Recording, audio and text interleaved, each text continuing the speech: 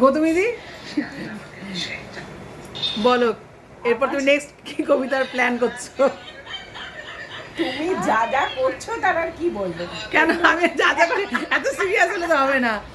এবার বলো, আমাদের বর্ষার কিছু কবিতা চলছে না, বর্ষার বিরহ, হ্যাঁ বর্ষার কবিতাগুলো নিয়ে আমরা করছি।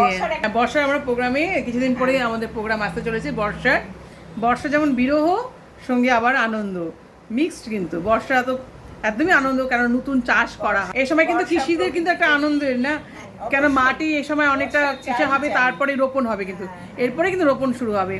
আবার এই বর্ষাতে কিন্তু ভয়ঙ্কর হয়ে ওঠে, সেটা অনেকে তখন তখন সেটা আমাদের সকলের জন্যই কষ্ট। সেই জন্য বর্ষা একদিকে যেমন আনন্দ, আবার একদিকে একটু কষ্টেরও আছে। সব মানে প্রকৃতির কিছু জিনিস যেমন ভালো, আর খারাপও আছে। বর্ষায় তো নবীন, মানে নবীন সবকিছু নবীন, প্রাণের সঞ্চার। ছোট গাছ থেকে, মানে ছোট বীজ থেকে এই সময়ে চারা হচ্ছে, তারা আবার ভবিষ্যতের জন্য বৃক্ষ হবে।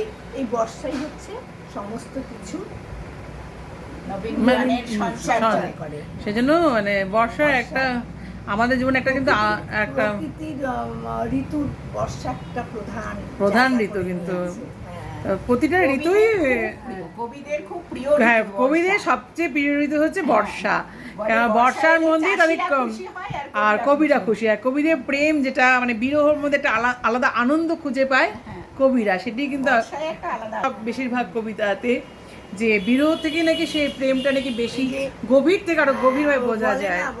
কৃষ্ণচূড়া